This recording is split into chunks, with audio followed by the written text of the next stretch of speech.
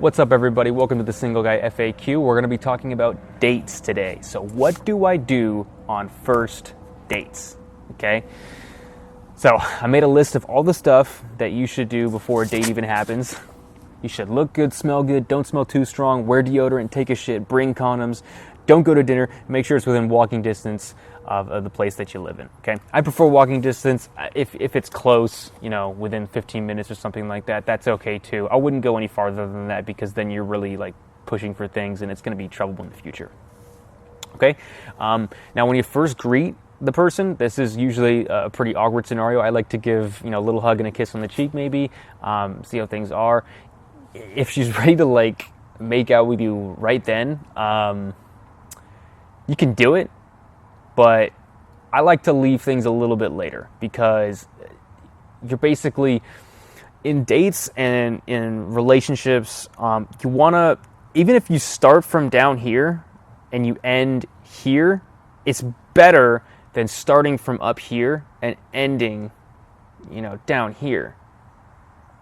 You want to be going up, even if it's slow, even if you're starting from a low place, you always want to be going up and up and up, okay?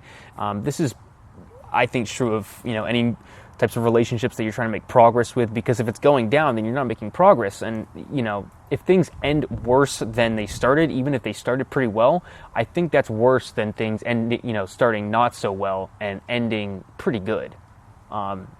Just in my personal opinion, the way dates have gone for me. So I like to, if she wants to start off sexual, maybe save that stuff for later on. And if she's comfortable with you making out with her during the date, fuck yeah, do it. But at the beginning, maybe start off a little bit slower.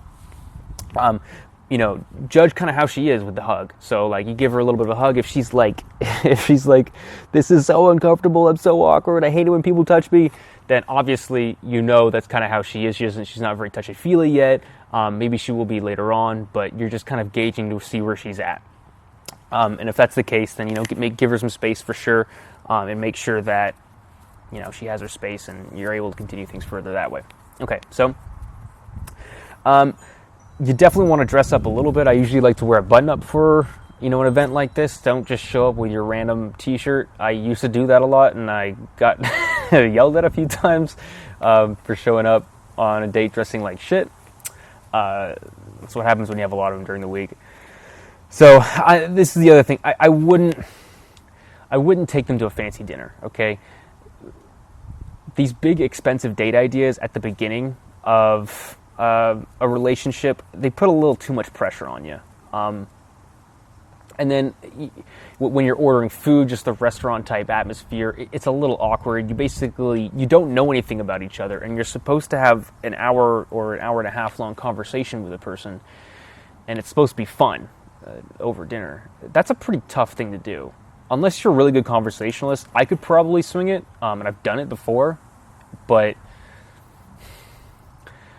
I mean, even with a really untalkative person who's very introverted, it's kind of tough for me to do that. So what I like to do is mix things up. Usually, inviting people to happy hour is a good one. Just, get a drink with them at happy hour, or go to like a Dave & Buster's, or there was my favorite date spot in the city was this place called Urban Putt. Urban Putt was a bar that had a miniature golf course in it. And it was super fun, so you'd have a drink, go to the golf course. I'd make fun of them because, they couldn't they couldn't hit it right, or they didn't get any of the rules or something like that. But basically, it was just a fun place where we could do an activity and we weren't focused on each other the entire time. It gave us a little bit of flexibility, which was fucking great, Dates like these are a great idea if you can get them to do an activity together. Especially when you're teaching or something, sometimes, they didn't know how to hit it in right, and I would kind of show them how to swing the putter correctly to get it in. And that was like a good date spot for sure. I went on too many dates there. But you want to take them to somewhere where there's activities to do or where the cost is very low. So it was pretty cheap to go use a golf course. It didn't cost me very much, and it didn't cost her very much. I've gone over like cheap date ideas that are really good. These are the things that you want to use for a first date, just because first dates shouldn't be putting too much pressure on people. They should allow you to relax and be yourself when you're in them. And to also speak on that point, when it comes to relaxing during a date, you definitely don't want to freak out about anything. Going on a date for a girl is more nerve-wracking than it is for a guy, for sure. She's got to get ready, she's got to look pretty. It's more of a big deal. You might not get nervous, you might not have to dress up as much as she does, but she has to do all those things, and although it's our job to kind of plan it and make decisions about where to go and that sort of thing, it's their job to be pleasant and to look good and all that sort of stuff. I'm not actually sure, but just definitely more nerve-wracking for a girl when she's going on a date with you than it is for you. So in order for us to be conscious of that, we have to make sure that, whatever happens, there's going to be awkward situations when that happens during dates. It's fine. But it's the way you react to them. If you're totally calm and fine with it, then it's gonna be fine with her too. Okay? So if something happens, like they get your order wrong or something like that, and you're not too sure about what to do, then just stay calm and think of a plan. This is why you should go to places that you're kind of familiar with, and if something goes wrong, you know how to handle it. When I was at Urban Putt, if the machines didn't work, or there was a problem with a drink order, or we weren't allowed upstairs, or whatever it was, it didn't derail me. I always had either a plan B, or I could talk my way into getting us what we needed. That shows an incredible amount of responsibility, caring. These are all really attractive qualities that can show the best side of you to her. In my personal opinion, I think that I like to go on dates where we go on a kind of an adventure. So we wouldn't just go to Urban Putt. We would go to different bars that had different themes. They had different drink specials. They had funny things there. Sometimes they had a live band would be performing. So a great date would be, we'd go, have a drink at Urban Putt, see how things went, did the golf course, maybe had another drink after that, talked for a little bit, and then I'd go take them to a spot where I knew a live band was playing. Then after the live band was playing, then we'd go to meet up another spot where I knew the bartender. We could make conversations, and then I could tell her a little bit about myself. And it's cool when you play off someone who's there, because then it shows you to them how you act with other people, which is definitely something that women are focusing on for sure.